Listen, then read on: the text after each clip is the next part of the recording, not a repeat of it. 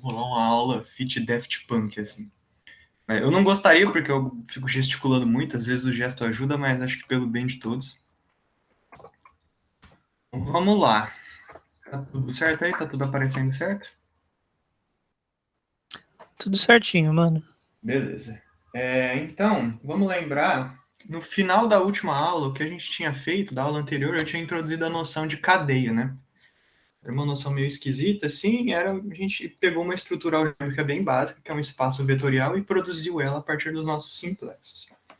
Eu falei que nessa aula de hoje a gente ia tentar dar um pouco uma visualização geométrica para isso, uma intuição do que são essas cadeias.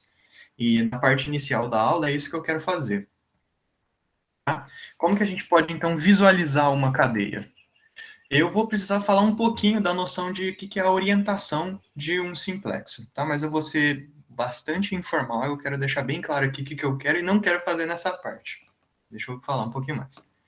Cada simplexo, então, que era aquele bloco de construção do nosso complexo, digamos, aquelas partes básicas do complexo, ele pode ter duas orientações distintas que a gente fala. Para a gente, a única função da orientação vai ser ajudar a dar um sentido geométrico para os termos que aparecem em uma cadeia. Os sinais positivos, negativos, orientação para a gente vai ser só um auxílio visual, tá? Então, eu não vou definir orientação, não vou definir explicitamente o que é uma orientação, eu quero só tentar passar a ideia do que a orientação está capturando e como visualizar geometricamente esse negócio. Tá? Eu não vou dar uma definição formal aqui, a gente preferiu desviar desse ponto aqui. Tá.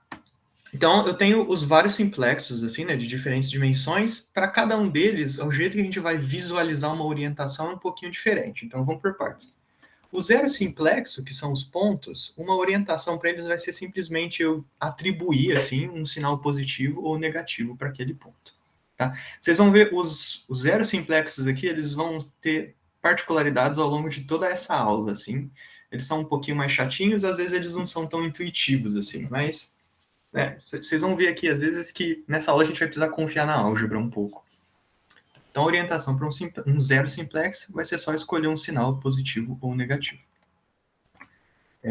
Já nos casos maiores, um simplex, dois simplex e daí para diante, a orientação do simplexo tem a ver com o jeito que os vértices dele estão ordenados. Um jeito que eu digo, ó, esse é o primeiro vértice desse simplexo, esse é o segundo, esse é o terceiro, e assim por diante. E tem várias formas de você ordenar os vértices de um simplexo, assim, tá? Em geral, assim, o cara te dá um triângulo, fala, qual que é o primeiro vértice? Sei lá, você escolhe um dos três, aí você escolhe o segundo, tem várias formas. Só que o jeito que a gente visualiza a orientação a partir dessa ordenação dos vértices tem só duas formas. Ok? Eu não quero explicar em geral por que é assim, eu vou explicar no nosso contexto, que é um pouco mais simples. Tá? Lembra que, mais ou menos na metade da aula anterior, eu fiz uma hipótese sobre os complexos que a gente ia trabalhar. Eles iam ter finitos vértices, os vértices iam estar numerados de 0 até um certo n, e eu sempre ia escrever os simplexos com os vértices em ordem crescente. Ok? Então, assim, quando a gente já indexa os vértices do complexo inteiro, de 0 até n, eu meio que os meus complexos, eles já vêm com uma ordenação dada, assim. Ok? E aí, eu vou ter uma orientação que vai seguir a ordem crescente dos vértices de um simplexo. Eu vou chamar isso de orientação positiva. E eu vou ter uma orientação que não segue a ordem crescente dos vértices, que eu vou chamar de orientação negativa. Tá? Eu estou te dizendo, até o momento, simplesmente o que uma orientação está relacionado. Está relacionado com ordem dos vértices. Ok? Agora eu quero falar como que eu vou visualizar isso e como que isso vai nos ajudar. Como que eu enxergo o que é essa orientação positiva, que segue a ordem crescente dos vértices, e o que é a negativa geometricamente? Bom, de novo, em cada dimensão, a estratégia de visualização vai ser um pouquinho diferente. Deixa eu pegar no caso de um simplex. Um simplex é um segmento de reta, certo? Ligando dois vértices. O que eu vou fazer é desenhar uma setinha para falar da orientação dele. Como assim? Vamos ver, eu quero mostrar aqui explicitamente um exemplo. Pega, por exemplo, um simplex que tem os vértices 0 e 1. A orientação positiva, eu não disse que eu quero que ela siga a ordem crescente dos vértices? Então, eu vou fazer uma seta que vai do vértice menor, o 0, para o vértice maior, 1. Se eu quiser representar a orientação negativa, que não segue a ordem crescente dos vértices, aí eu vou desenhar, então, indo do vértice maior, que é o 1, para o vértice menor, que é o 0. Ok?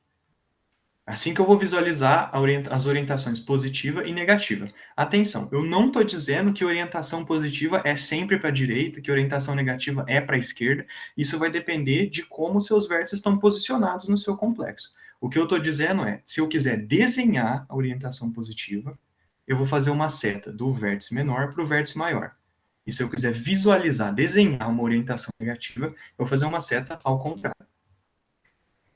Tudo bem, pessoal? Parece razoável? Essa aqui, na minha opinião, é a parte mais chatinha da aula de hoje, então vamos tentar deixar ela o mais claro possível. Eu não travei, não, né? Eu não caí, não. Se eu descobrir, eu vou ficar muito triste. Não, então. Vai então. Boa, ok. Então, isso é o caso unidimensional, beleza? Agora vamos ver o caso bidimensional. Dois simplexos que tem 3 vértices, que é um triângulo. Nesse caso, o jeito que eu vou desenhar é eu vou fazer uma setinha curvada assim, que ela vai ou girar no sentido anti-horário ou girar no sentido horário. Ok? Mas qual que é o sentido que eu desenho? Aí eu olho para a ordem crescente dos vértices. Veja aqui, olha, eu estou supondo aqui que esse meu 2 simplexo tem os vértices 0, 1, 2. Poderia ser 3, 7, 9, 2, 5, 8. Aqui eu pus 0, 1, 2 para simplificar a nossa vida. Tá. Se eu... Percebe que se eu for seguir a ordem crescente dos vértices, eles, digamos assim, crescem no sentido anti-horário, do jeito que os vértices estão dispostos aqui. Ó, o 0, aí eu venho para cá, tá o 1, aí eu venho aqui, tá o 2. Eu percorro o sentido anti-horário.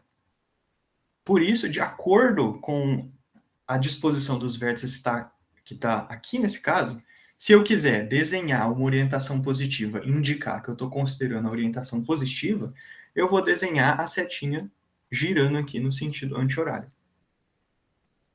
E se eu quiser dizer que com essa disposição aqui, para esse bicho aqui, eu quero olhar a orientação negativa dele, eu vou desenhar a setinha no sentido horário. A anti-horário seguia a leitura, digamos aqui, dos vértices. Ok? A horária vai fazer o contrário. Ok? De novo, eu não estou dizendo que anti-horário vai ser sempre positivo, horário vai ser sempre negativo, vai depender de como os seus vértices vão estar dispostos. Com essa disposição aqui, do jeito que esses caras estão escritos, se eu for seguir a ordem dos vértices, eu leio no sentido anti-horário e faço esse símbolo para indicar orientação positiva. Se eu quiser indicar orientação negativa, eu faço esse outro símbolo. Tudo bem, gente. Esses dois casos, o 1 simplex e o 2 simplex, vão ser os mais importantes para a gente hoje, porque é onde a visualização faz um pouquinho mais de sentido. Vão ter mais desenhos disso depois, então, para tentar fixar melhor isso. Mas alguém quer perguntar algo nesse momento? Senão eu vou seguir o jogo. Vou seguir o jogo. Agora, vamos lá. No caso, o 3 simplex ele já é meio chato. Não é muito fácil, assim, dar uma visualização geométrica que vai ser útil, assim. Na minha opinião, a partir daqui já começa a ficar um pouco melhor, assim, confiar na álgebra, ao invés de ficar tentando encontrar uma interpretação geométrica para tudo. Uma ideia que você pode ter para desenhar uma orientação de um 3 simplexo, que é um tetraedro, é o seguinte. Leia os seus simplexos em ordem. Você vai ter 3 simplexos iniciais, 3 vértices iniciais que estão numa face do tetraedro, e o seu último vértice vai estar oposto a essa face. Se você lê eles em ordem, você vai fazer um movimento de uma espiral, assim. Ok? E a espiral, aí o que fala, ó, eu quero desenhar uma orientação positiva, assim, o que que eu visualizo como uma orientação positiva nesse cara? Você pode, digamos assim, desenhar uma espiral que segue a leitura dos seus vértices, a leitura em ordem. Ok? E se você quiser desenhar a orientação negativa, você vai desenhar uma espiral que gira ao contrário. O que é girar ao contrário? Bom, se você conhece sobre as regras da mão direita e da mão esquerda, vai ser, ó, bom, se a sua espiral positiva girava segundo a regra da mão direita, a espiral da orientação negativa você vai fazer ela girar segundo a regra da mão esquerda. Mas assim, eu não quero me preocupar muito com isso aqui nesse mini curso, tá? Isso aqui é meio chatinho, assim. Eu sei que sem formalizar as coisas, acho que não fica muito bom eu passar muito tempo com isso. Na minha opinião, se vocês entenderam a estratégia, puramente estratégia de visualização, no caso unidimensional e bidimensional, eu já estou satisfeito. Agora, sabendo como que esse detalhe adicional de visualizar orientações. Como que eu finalmente visualizo algumas cadeias? Bom, os vários termos que podem aparecer. Bom, a ideia é que o que uma cadeia faz é ela destaca certos simplexos que estão lá no seu complexo inteiro, só que ela destaca esses simplexos juntos com alguma orientação. De que jeito que isso faz? Bom, se você tiver um termo dessa forma aqui, lembra que a cadeia era aquela combinação linear com coeficientes racionais de simplexos. Se porventura um dos seus termos tiver o coeficiente 1, o que você vai fazer para visualizar esse cara é destacar o simplexo sigma com a orientação positiva, porque o 1 aqui tem sinal positivo. Se aparecer um termo da forma menos 1 vezes um certo simplexo, você vai destacar aquele simplexo com a orientação negativa. Aí, como você vai desenhar essa orientação? De novo, depende de como os vértices estão dispostos, depende da dimensão do simplexo, tá? E, por último, se aparecer a cadeia nula, ela não destaca nenhum simplexo, tá? Existe uma cadeia, é um espaço vetorial, tem uma cadeia lá que eu quero tratar como sendo um elemento neutro do espaço, o zero do espaço vetorial. Para ela, eu simplesmente não vou destacar nenhum simplexo. Vamos então agora tentar visualizar algumas cadeias usando essas convenções que eu dei. Lembra desse bicho aqui, que era o tetraedro oco com uma alça. A gente descreveu ele explicitamente na última aula, certo? Como é que eu visualizo essa cadeia aqui, ó? É uma cadeia de um simplexos. Percebe que eu tenho o simplexo 0,3, o simplexo 3,4 e o simplexo 0,4. Percebe que eu estou escrevendo em ordem, tá vendo? Bom, o simplexo 0,3 está com sinal positivo aqui, eu vou identificar ele com orientação positiva. Por isso a setinha está indo do 0 para o 3. O simplexo 3,4 também está com sinal positivo, orientação positiva, portanto, setinha indo do 3 para o 4. Por fim, o simplexo 0,4, por conta desse sinal, eu vou usar a orientação negativa. Então, a setinha vai do 4 para o 0. Ok? E aí é assim que eu visualizo a cadeia. Se eu quiser visualizar ela. Tá aqui. Dá 3 setinhas, então, que elas estão formando esse ciclo, assim. Elas estão fechadinhas, bonitinhas. Tudo bem, gente? Edmundo, acho que Oi. apareceu uma pergunta no chat, Pode falar. perguntando assim, mas não é só considerar o zero como a origem e usar a regra da mão direita mesmo? Sim. Bom. Eu acho que assim, você vai ter que fazer isso para... Você vai ter que, para cada simplexo, considerar o vértice menor dele, né, e fazer isso, mas me parece razoável. É que eu não queria ficar gastando muito tempo com, regras da mão direita e regras da mão esquerda, assim, porque os exemplos de conta que eu vou fazer hoje não vou precisar da dimensão 3, assim, mas sim. Beleza, obrigado. Acho que de Bem, dúvida no chat era isso. Se a pessoa não tiver entendido, for perguntar de novo, aí vocês me avisam. Ok. Então, isso aqui eu visualizei uma 1 cadeia. Vamos tentar visualizar uma 2 cadeia agora. Bom, imagina que eu tenho esse complexo aqui, que é esse quadrado. Então, ele tem, tem 4 vértices. Ele tem 5 simplexos. Né? Tem esse cara aqui que está cortando no meio.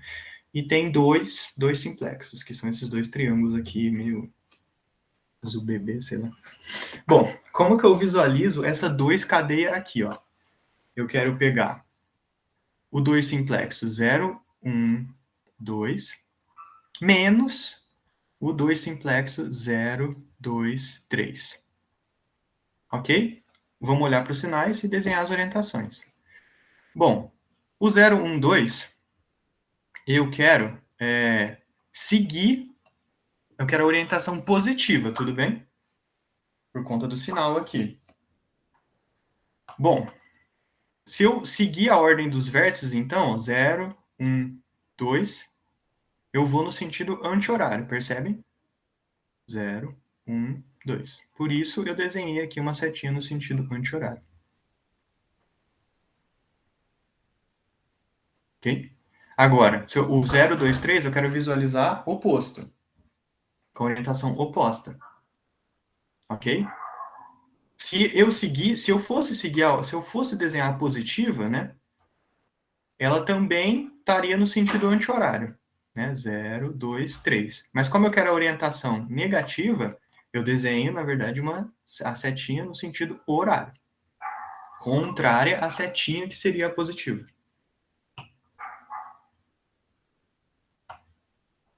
Ok, gente? Então, visualizamos aqui uma 2 cadeia. Bom, agora tem um problema, né? E os termos que aparecem envolvendo outros coeficientes que não são 1 e menos 1, simplesmente. Aqui já começa a ficar um pouco difícil aqui. Aqui a gente já tem que se entregar mais ainda à álgebra.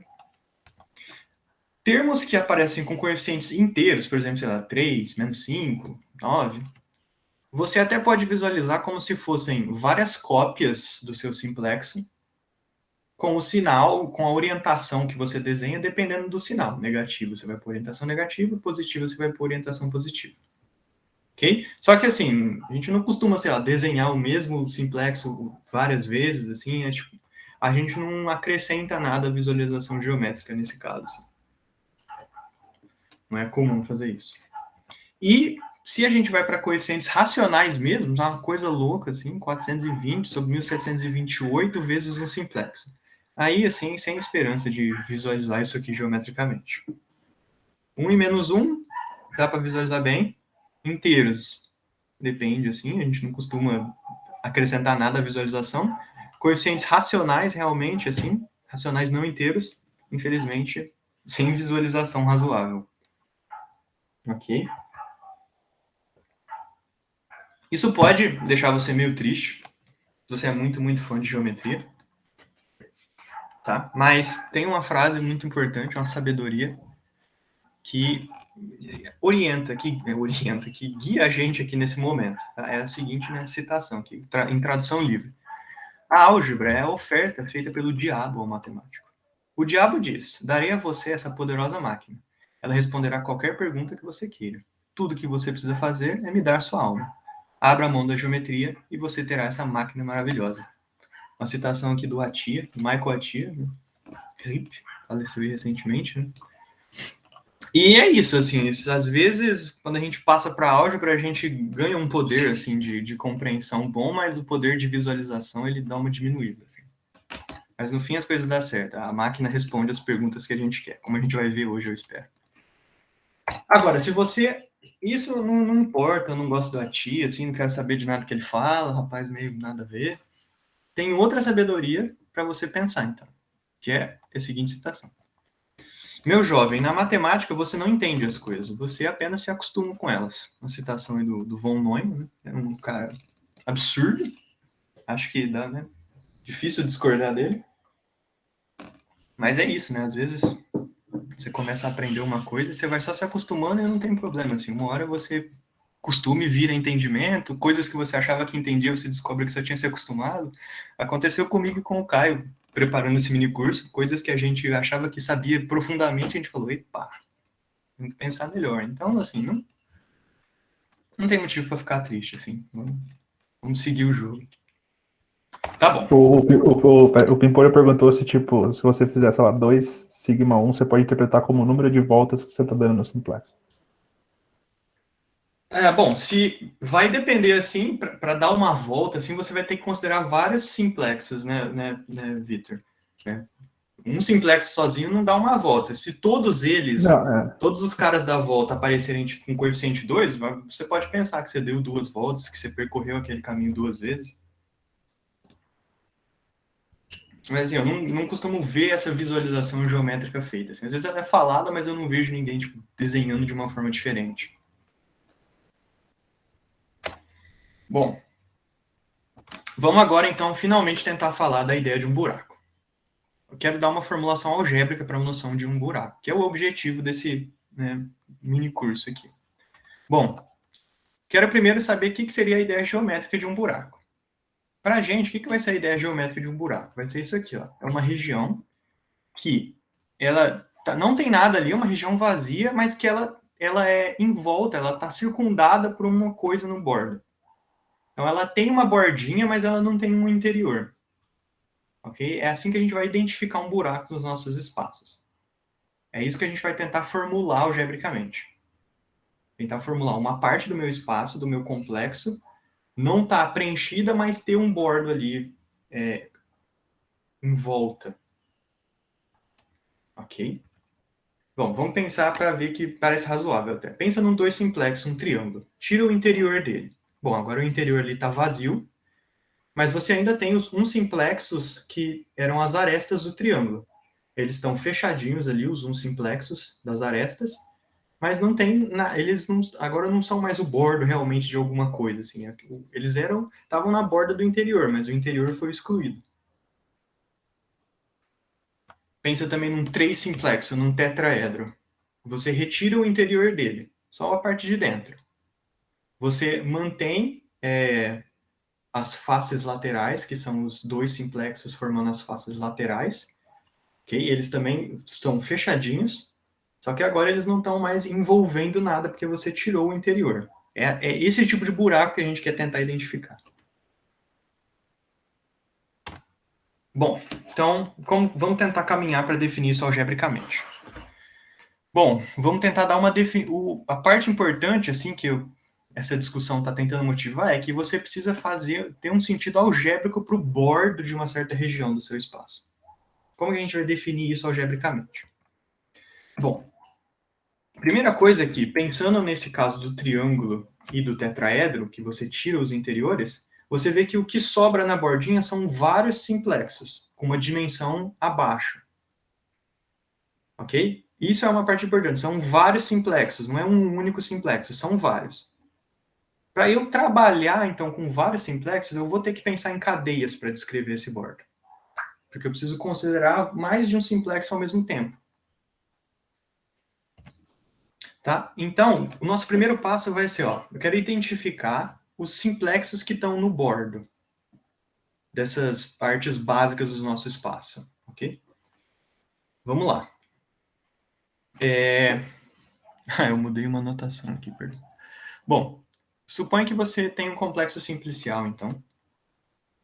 Ok? E você tem lá dentro do seu complexo simplicial um N simplexo. Ok? Aqui eu vou considerar N maior que zero nesse momento. Para qualquer índice aqui, para qualquer I de 0 até N, a gente vai definir a iésima face do sigma como sendo o N-1 simplexo, ou seja, eu baixei uma dimensão, ok? O N-1 simplexo, onde você exclui o iésimo vértice, tá vendo? Eu vou do vértice I-1 direto para o vértice I mais 1. Ok? Aqui seria esse N-1K, perdão. Ok? Quando eu vario esse I aqui, eu pego I igual a 0, até o N, eu vou pegando todos os faces de uma dimensão abaixo que estão na borda desse simplexo sigma. Então, por exemplo, sei lá, num triângulo eu teria de 0 até 2, assim. Quando eu variasse esse i, eu pegaria as 3 arestas que ficam na borda. Tem uma notação comum para isso, que é quando você quer deletar um vértice, mas você não quer escrever assim, você bota um chapeuzinho no vértice que você excluiu. Tá? Acho que a gente não vai... Eu não vou usar ela, mas acho que é bom conhecer, assim, ela é bem comum. Bom, aí essa construção, né, de associar um simplexo a alguma de suas faces, a gente estende ela com uma transformação linear, que, dada uma n cadeia, me devolve uma n-1 cadeia. Uma transformação que a gente chama de iésimo operador face, porque ele identifica as faces. Né? Bom, como assim eu estendo? Bom, lembra que toda cadeia é uma combinação linear de simplexos?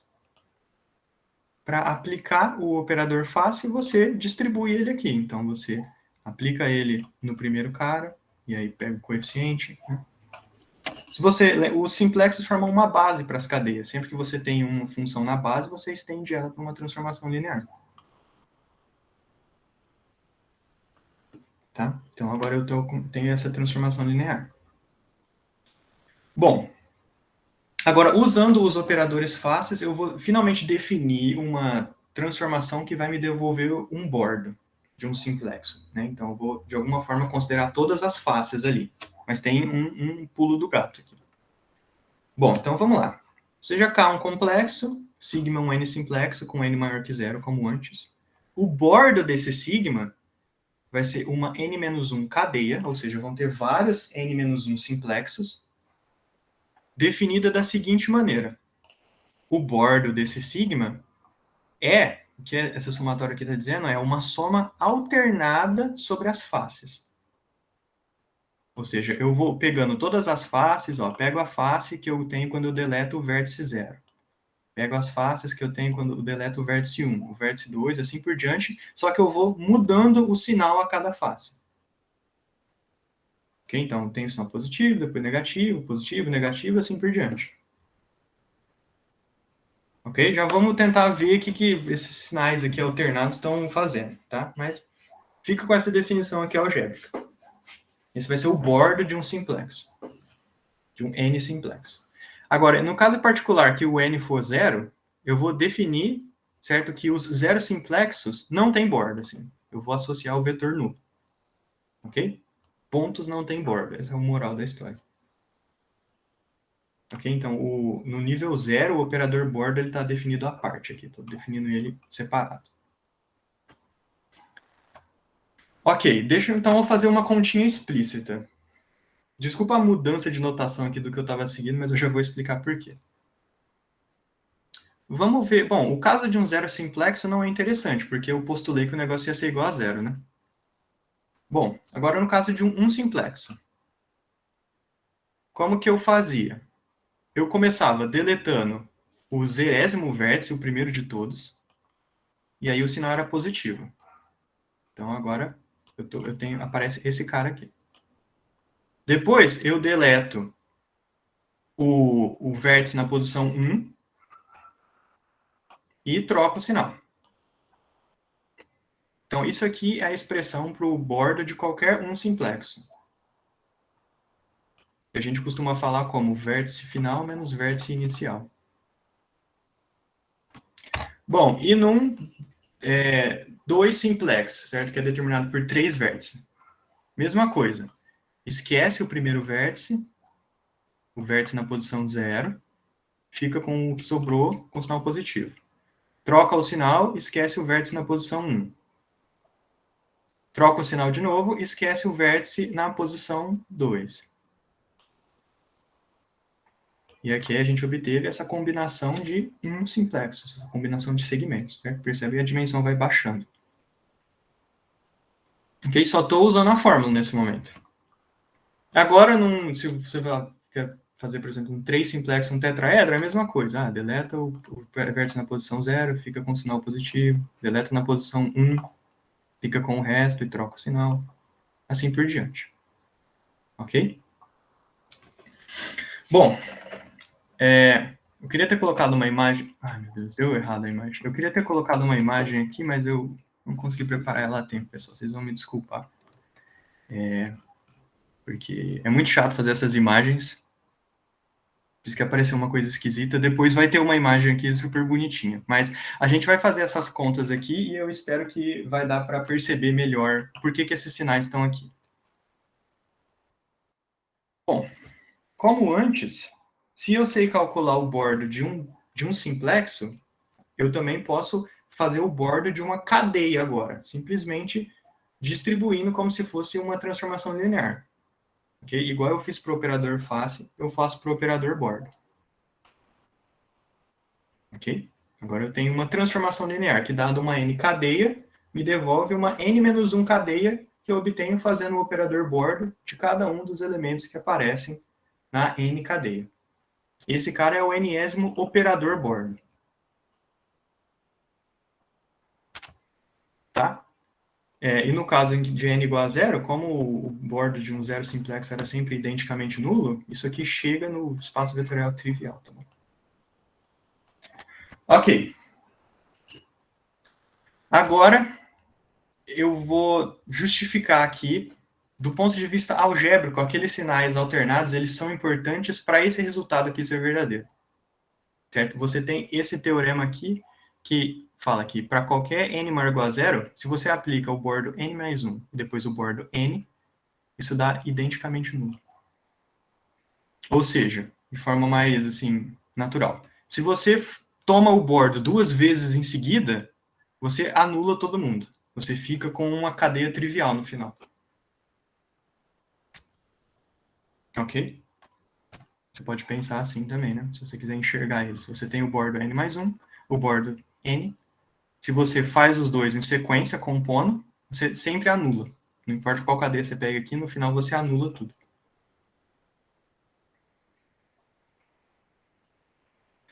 Ok? Bom, eu não quero dar... Essa demonstração é um pouco chatinha, assim, algebricamente, ela não é muito bacana, assim, é uma manipulação de índices, assim, mas enfim, a gente vai usar isso logo agora. Tá bom. Então, a gente definiu essa transformação que servia para identificar o bordo de um simplexo, estendeu ela para cadeias. Beleza, agora vamos, enfim, tentar definir o que é um buraco. Bom, eu vou definir dois tipos especiais de cadeias agora. Ok? Dentre todas as cadeias, eu vou separar dois subespaços. Um desses subespaços vai ser o núcleo do operador bordo. Certo? Os carinhas daqui eu vou chamar de n ciclos. E o outro carinha que eu vou definir é a imagem do operador bordo uma dimensão acima, certo? Esse operador bordo aqui, ele pega uma n mais 1 cadeia e me devolve uma n cadeia. Então, a imagem dele realmente é uma n cadeia. Okay? Essa imagem vai ser um certo subespaço aqui. Eu vou chamar esses caras aqui de n bordos. Desculpa que ia ter um desenho, mas eu sou burro. Os n ciclos, eu quero... Lembra que eu falei que quando eu queria definir um buraco, eu queria identificar uma região vazia, mas que tinha um bordo circundando ela? Essa vai ser a função dos n ciclos, identificar as regiões que circundam alguma outra. Porque o n ciclos são justamente as cadeias que elas estão todas encaixadinhas, não tem nenhuma face sobrando vazia, assim. Toda face está compartilhada com algum outro elemento da cadeia. Porque se ela não estivesse, na hora em que eu tomasse o operador bordo, ninguém ia anular ela, ia ficar sozinha lá. E aí não estaria no núcleo aqui. Okay? Então, a função dos ciclos é identificar cadeias que estão formando uma região fechada. E a função do bordo é identificar coisas que estão na fronteira de uma coisa de dimensão maior. Ok? Bom, tem uma relação importante entre ciclos e bordos, que é o ingrediente final para a gente definir a homologia, que é o seguinte resultado. Para todo n maior ou igual a zero, você sempre tem essa inclusão. Os bordos estão sempre dentro dos ciclos. Ou seja, todo bordo é sempre um ciclo. Ok? Isso aqui a gente pode demonstrar porque é só uma consequência das propriedades do operador bordo. Ok? Então vamos lá. Pega um cara que é um bordo. Por definição, ele é a imagem de alguma n mais 1 cadeia. Né? Eu posso escrever ele assim, para alguma n mais 1 cadeia. Tá, agora eu quero ver se ele é um ciclo. Então aplico o operador bordo nele. Bom, apliquei o operador bordo nele, olha o que aparece. Aparece dois operadores bordos consecutivos, né? Dois operadores bordos consecutivos sempre anulam qualquer cadeia. Foi aquele resultado que eu falei que era um pouco chatinho de provar. Certo? Mas se o carinha anula o operador bordo, significa que ele é um ciclo. Então, realmente, todo bordo é também um ciclo. Ok? Mesmo quando a gente foi definir, olhando para os simplexes, quando a gente pegava o bordo, você via que formava uma cadeia fechadinha mesmo. Eu pegava todas as faces laterais. Só que, assim, aqueles sinais algébricos são importantes, assim. Sem aqueles sinais alternados, esse resultado não funciona.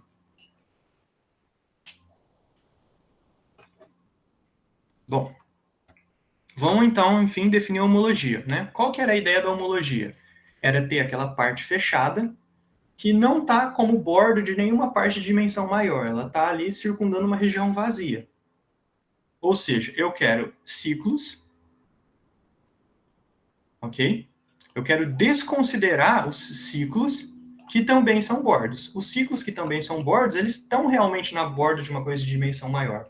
Eu quero encontrar aqueles que não estão na borda de uma coisa de dimensão maior. Ok? Para eu fazer essa desconsideração de ciclos que também são bordos, a gente usa um quociente de espaços vetoriais. Aqui que entra o tal do quociente. Okay? Então, esse espaço vetorial quociente aqui, quociental ciclos pelos bordos, ele é, enfim, chamado de n-ésimo grupo de homologia do seu complexo. E ele é denotado dessa forma aqui. Os elementos aqui desse espaço quociente, eles são chamados de classes de homologia. Tá? Vamos ver que faz sentido isso aqui. Pela definição de espaço quociente, uma certa classe, lá na homologia, ela vai ser nula se e somente se o representante dela tiver no cara que você está quocientando. Ou seja, os caras nulos aqui desse bicho são exatamente os ciclos que estão no bordo de alguma coisa, que eram os caras que eu queria desconsiderar. Então, o que vai estar identificando os buracos algebricamente, vão ser as classes de homologia não nulas. Porque, realmente, aí é um ciclo que não tem como ele estar no bordo de nada. Porque senão ele seria zero na homologia, no quociente. Okay? Então, a gente vai focar nesses caras aqui, classes de homologia não nulos, elementos não nulos desse quociente. Bom, se a gente pega... se a gente tem, então, uma classe de homologia não nula lá, ou seja, né, aquilo lá está identificado com algum buraco lá no meu espaço, na visualização geométrica. Múltiplos dessa classe também são não nulos, ok? Mas a gente não espera que essas duas classes estejam relacionadas com ciclos que são de buracos diferentes. Como o Pimpolho sugeriu, é como se eu estou lá num ciclo que está na bordinha de um buraco e eu estou andando nele várias vezes. Eu não estou identificando novos buracos com isso. Ok? Como que eu conto direito os buracos assim? Bom, a forma que a gente vai fazer isso é só considerar classes de homologia que são linearmente independentes. Que não estão relacionadas aqui. Eu quero esses múltiplos dessa forma assim não vão me dar novas coisas, novos buracos. Eu quero pegar coisas linearmente independentes. Isso leva a essa definição aqui. Quando você calcula a dimensão, ou seja, a maior quantidade de classes linearmente independentes que você encontra nesse espaço vetorial aqui, essa coisa é chamado n-ésimo número de Bethe do seu complexo. Ok? Bn. E é isso aqui, intuitivamente, que está contando o número de buracos na dimensão n. Ok? Amanhã a gente vai ver com o Caio aqui uma boa forma de calcular isso aqui. Mas vamos tentar fazer um exemplo, então. Não tem muito tempo, mas eu vou... tem um tempo bom. Vou tentar fazer... Vamos ver se a gente consegue fazer 2 exemplos, assim, para vocês verem que, no fim das contas, é umas contas de álgebra linear. Ok? Vamos tentar, então, usar essa coisa. Calcular os grupos de homologia de um complexo bem simples. Lembra desse complexo aqui? Era um esqueleto do 2 simplexo. Que era o quê? Eu pegava um 2 simplexo e excluía o interior dele. Então, eu ficava com os 3 vértices do triângulo, mas só com as arestas laterais. Ok? Não tem nada aqui dentro. Ok? Tem um buraco aqui, eu quero encontrar isso aqui de algum jeito. Beleza? Bom, vamos primeiro para o nível 0. Percebe que essa homologia ela é definida em todas as dimensões. Vamos começar pela dimensão 0. Bom, como que é a dimensão 0? Eu teria que estudar os 0 ciclos e os 0 bordos. Mas lembra que todo ponto, lembra que o bordo de qualquer ponto ele foi definido como sendo 0? Todo ponto ele é um 0 ciclo. Então, o que eu quero estudar é a relação entre combinações lineares de pontos e 0 bordos. Bom, vamos lá. Eu tenho 3 vértices, né? 0, 1 e 2. O que eu quero afirmar é que quando eu passo para o quociente do espaço vetorial, todos eles determinam a mesma classe. Por que todos eles determinam a mesma classe? Bom, olha para o 0 e para o 1, por exemplo. O 0 e o 1, tá vendo que eles aparecem juntos, como o bordo desse 1 simplexo aqui, que liga eles? Ok? Então, a diferença deles aparece como o bordo de um simplexo. Ok? Mas as coisas que aparecem como bordos, elas são igualadas a 0 no quociente. Essa é a função do quociente. Ou seja, esses caras vão determinar classes iguais no quociente. Mesma coisa para relacionar o vértice 0 e o 2. Eles juntos aparecem como bordo desse 1 simplexo aqui. Ok? Se eu calculo o bordo do 0, 2, lembra, deleta o primeiro carinha, fica com o sinal positivo, deleta o segundo carinha, fica com o sinal negativo. Essa diferença é um bordo. Portanto, pela definição de quociente, esses 2 caras determinam classes iguais na homologia, que é o quociente. Bom, então, se eu quisesse representar uma classe de homologia qualquer, eu pegaria essa combinação. Aqui estão as classes dos vértices. Mas beleza. As classes do 1 e do 2, eu já vi que elas são iguais às classes do 0. Então, eu reescrevo isso aqui dessa forma. A classe do 1 é igual a do 0, a classe do 2 é igual a do 0, junto os coeficientes aqui. Ou seja, essa homologia no nível 0, ela é gerada só por a classe do 0. Qualquer carinha que eu pegar, eu posso reescrever como um múltiplo apenas do 0. Ela é gerada por um cara, é um espaço vetorial unidimensional gerado por essa classe aqui.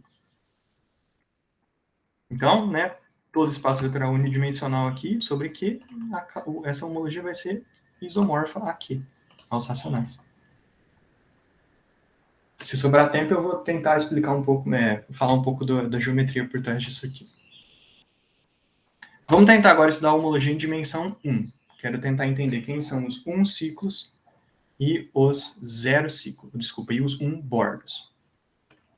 Bom, nesse complexo aqui que eu estou considerando, não tem nenhum 2 simplexo, certo? Não tem nada em dimensão 2. Ok? Então, desculpa, aqui era para ser um... isso. Não tem nenhum 2 simplexo. Ok? A cadeia dos dois... Só tem a cadeia trivial de 2 simplexos. Ou seja, o operador bordo dos dois simplexos para os um simplexos, ele é trivial, só tem o cara trivial para fazer ele aqui. Consequentemente, eu só tenho bordos triviais. Okay? Os bordos, eles aparecem nos bordos das duas cadeias. Eu só tenho duas cadeias trivial, então eu só vou ter um bordo trivial. Ok? Então, aqui estou usando um pouco de álgebra linear, infelizmente, não tem muito para onde correr. A homologia unidimensional, que eu quociento os ciclos pelos bordos, está identificada simplesmente com os ciclos, porque aqui eu estou quocientando por uma coisa trivial. Vamos tentar entender quem é um ciclo, então. Bom, se eu pegar uma cadeia qualquer, ela é uma combinação linear dos simplexos. Então, uma cadeia arbitrária dessa forma aqui. Um múltiplo desse simplex, mais desse. Tá, mas eu estou procurando um ciclo. Estou procurando as cadeias que são ciclos. Bom, se você aplicar o operador bordo nela, vamos lá. Deleta o cara inicial, fica com esse com sinal positivo. Deleta o segundo, troca o sinal. Só usei a definição aqui e fui mantendo os coeficientes certinho. Ok? Aí depois eu agrupei os coeficientes. Reescrevi isso aqui como uma combinação linear dos vértices. Percebe? Tá, então se a minha cadeia for um ciclo, essa expressão aqui final tem que ser igual a zero. Ok? Os ciclos são os caras que anulam o operador bordo. Estão no núcleo.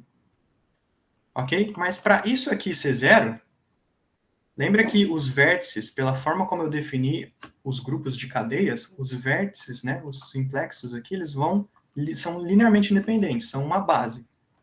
Então, para isso aqui, essa expressão se anular, eu tenho que anular esses coeficientes aqui.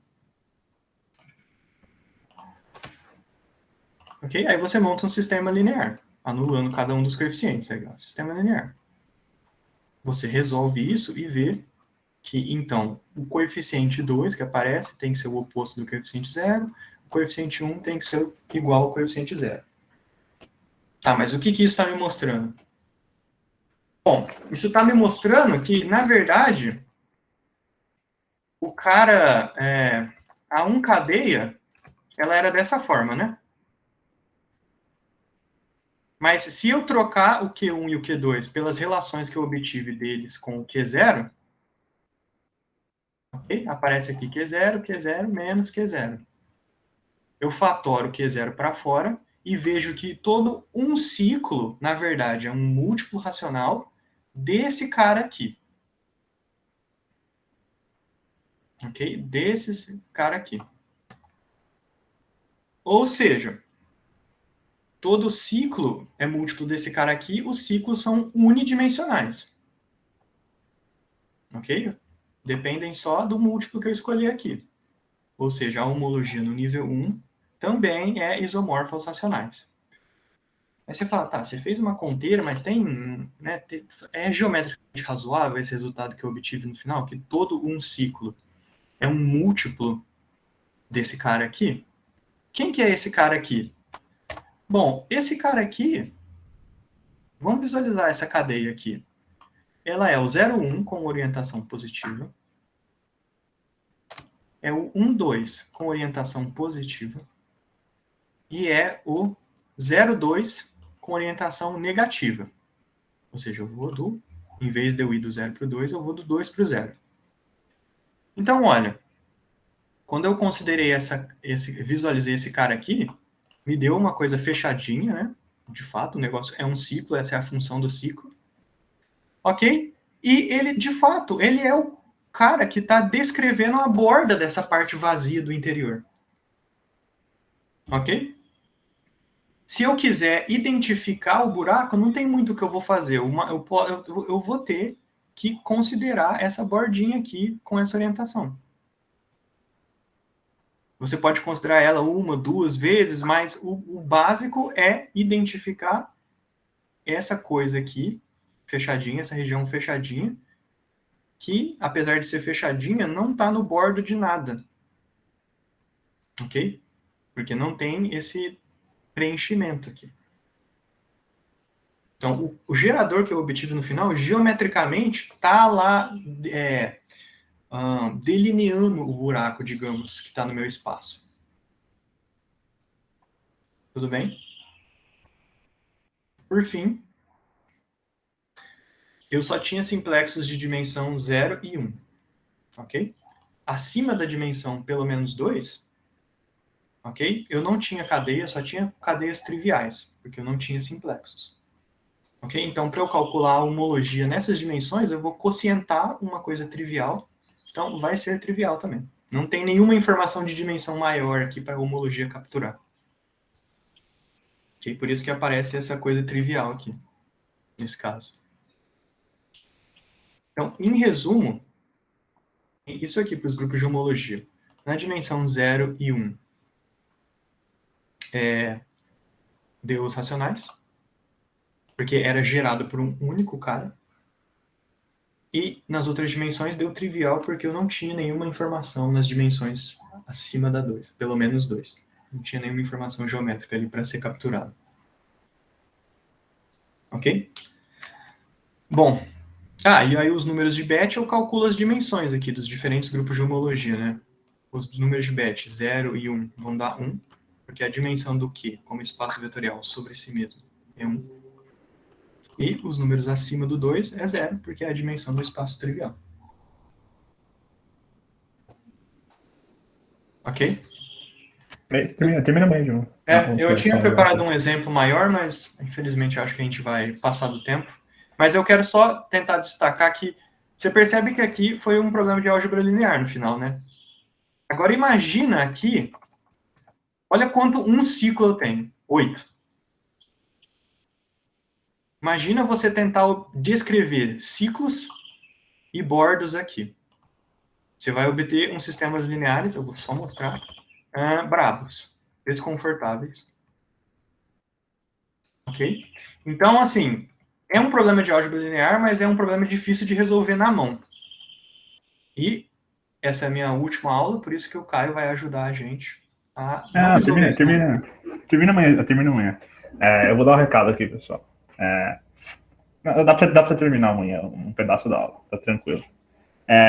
Bom, então, como o Edmundo falou, amanhã e sexta-feira sou eu que vou dar, pelo menos majoritariamente. Talvez o Edmundo volte no começo aí.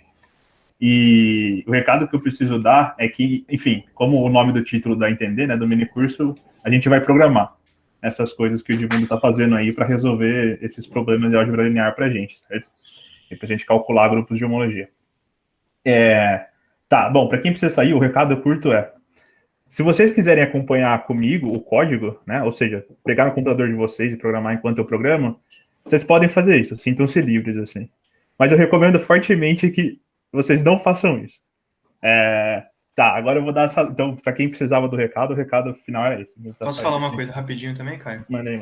Se você não sabe Python, não se assuste. Eu não sei Python. E eu entendi tudo que o Caio programou, assim. Então, você vai entender pelo menos a lógica do que o Caio está programando, mesmo que apareça algum comando que você não conhece, assim, específico da linguagem Python. Isso, enfim. Então, não se assustem. Então, como o Edmundo já deu spoiler, aqui eu vou... Quer dizer, spoiler não, né? Tava no título da palestra. Então, eu vou programar em Python e como... então tem 3 razões pelas quais eu sugiro... Acho que 3, não sei. Tem algumas razões pelas quais eu sugiro que vocês talvez não acompanhem o código junto comigo. A primeira razão vai ficar gravado e eu vou liberar o código para vocês. Assim que a aula acabar, eu libero o código para vocês e mando no grupo do Telegram, ou talvez para o Zaire, mandar no e-mail, não sei. Então, tipo, eu prefiro que vocês foquem em acompanhar o código enquanto eu escrevo, para entender a lógica e me ajudar enquanto eu programo, porque programação dá sempre errado e muitas cabeças pensando na mesma coisa é melhor do que uma cabeça pensando em várias. E segunda razão, programação sempre dá errado, assim, sempre. E eu não, assim, aqui não estou fazendo nada julgamento de valor, nem querendo me exibir, nem nada, mas, tipo, eu não uso o Windows já faz quase 10 anos, e provavelmente a maioria de vocês usa Windows, e a gente não vai ter tempo de eu, por exemplo, instalar o Python para vocês, e enfim, de escolher um editor de texto, coisas do tipo. Então, se surgir erros, por exemplo, de Windows, de vocês não estarem conseguindo fazer as coisas no Windows funcionar, eu provavelmente não vou conseguir resolver para vocês. Então, tem esse pequeno detalhe, assim, que é um detalhe que pode atrapalhar muito enquanto dá aula, porque às vezes está programando e aí deu um erro, e aí você não sabe direito qual que é o erro, e aí você pergunta para mim, e só que daí está em Windows, e aí o problema pode ser do Windows, e aí eu não sei resolver, e por aí vai. Então, esse é um dos motivos pelos quais eu também não recomendo que vocês programem junto comigo. E o segundo é porque, bom, como eu comentei, muitas vezes dá erro, e muitos erros normalmente é tipo, você trocou o índice I pelo índice J, você colocou uma vírgula onde devia ter ponto, e isso é muito chato de achar e toma um tempo muito absurdo. Então, para encontrar Se for corrigir para cada erros, um, a gente vai virar o Coringa, assim, rapidinho. Então, tipo, eu recomendo que vocês... Assim, se for muito fundamental para você, se é aquela pessoa que, assim, se você não copiar a matéria enquanto o professor está passando, se você não copiar o código enquanto o professor está dando, você não consegue entender, pode fazer, sinta-se à vontade. Mas eu recomendo que não. E é um programa bem rápido também. Então, talvez algumas partes seja meio difícil de acompanhar. Então, tipo... Mas eu vou explicando para vocês, vai ser tranquilo, vai ser legal, pessoal. Vocês vão ver muitas coisas sendo calculadas aqui, vai ser bem fofinho. E talvez o Edmundo volte. Provavelmente o Edmundo vai voltar no começo da aula amanhã. Eu vou obrigar ele a fazer isso. Para eles mostrarem para vocês o quão chato é fazer isso na mão, para justificar o porquê que é legal fazer isso no computador. Então é isso. Boa, Fernanda. Até mais. Última coisa, gente, muito obrigado aí pela atenção e por terem vindo nos 2 dias, tá? Desculpa aí alguma confusão, algum errinho nos slides, assim. Os slides vão estar corrigidos e vão ser enviados para vocês. Qualquer dúvida, pode me chamar no grupo do Telegram ou no Discord, tá bom? Obrigado, espero que vocês tenham aprendido alguma coisa. Talvez eu volte amanhã. Corinthians, Vai, Corinthians.